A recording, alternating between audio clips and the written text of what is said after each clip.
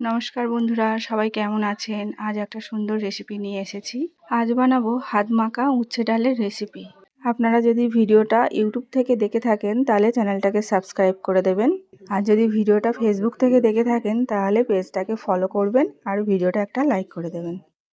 তো আমি এখানে ডাল নিয়েছি আর সাথে কড়া নিয়েছি। এই কড়ার মধ্যে ডালটা দিয়ে এতেই ধুয়ে নেব।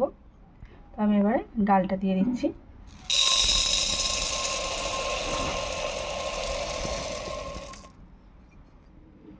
জলটা দিচ্ছি।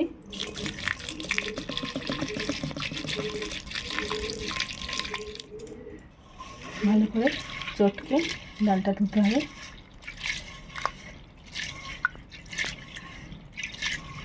ডাল থেকে কেমন একটা সাদা রং উঠছে, এটা ভালো করে ধুলে 2 থেকে 3 বার 3 থেকে 4 বার ধুলে এই সাদা অংশটা চলে যাবে।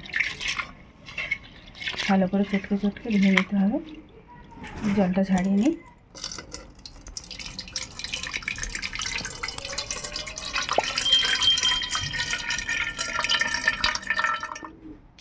আবারও জল দিচ্ছি ধোয়ার জন্য। ডালের মধ্যে একটা পাউডার মেশানো থাকে, তার জন্য এরকম সাদা হয়। তাই ডালটাকে ভালো করে ধুতে হয়। ভালো করে ধুয়ে দিলে এই সাদা ভাবটা চলে যাবে।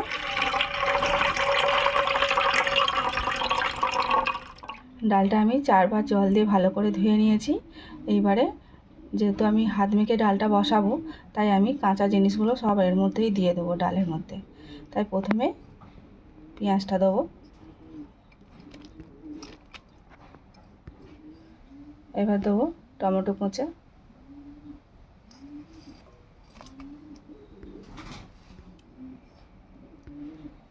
কাঁচা লঙ্কা কোঁচানো,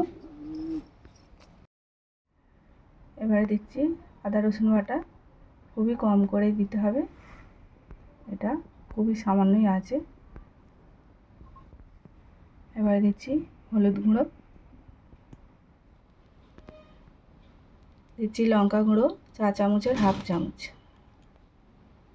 তার সাথে দিচ্ছি ধনে গুঁড়ো, জিরে গুঁড়ো, এবারে দিচ্ছি নুন, এবারে দিচ্ছি তেল।